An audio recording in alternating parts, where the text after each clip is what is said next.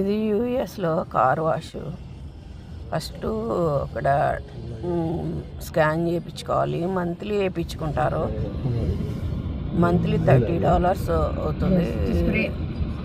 $30 తీసుకుంటే మనం రోజు చేయించుకోవచ్చు. లేదంటే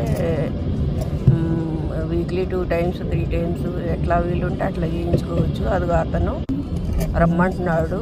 లోపలికి కార్ వాష్కి వెళ్ళేటప్పుడు న్యూట్రన్లో వేయాలి. అక్కడ చూసి న్యూట్రన్లో వేసి అక్కడ ఆరెంజ్ లైట్ వస్తుంది. ఆరెంజ్ లైట్ రాగానే న్యూట్రన్ వేయాలి. అది సబ్బు నూరుగా పడుతుంది. సబ్బు నూరుగా పడగానే మామూలుగా అయితే కొంచెం లిక్విడ్ వేస్తాడు అతను.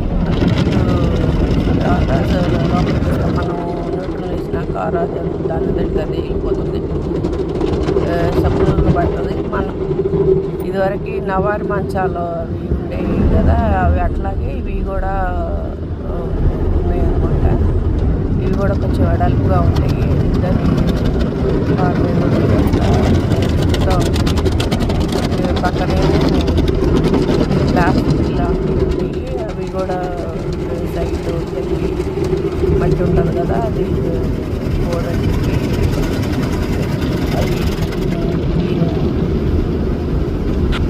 ఆ సౌండ్ ఎందుకు అంటే తెలియడానికి ఇచ్చాను. తర్వాత సబ్బునూరు పడిన తర్వాత కొంచెం ఆయిల్గా ఉంటుంది. అది కూడా క్లీన్ చేస్తుంది. మళ్ళీ ఇంకొకసారి క్లీన్ చేస్తుంది. తర్వాత ప్లెయిన్ వాటర్ పడుతుంది.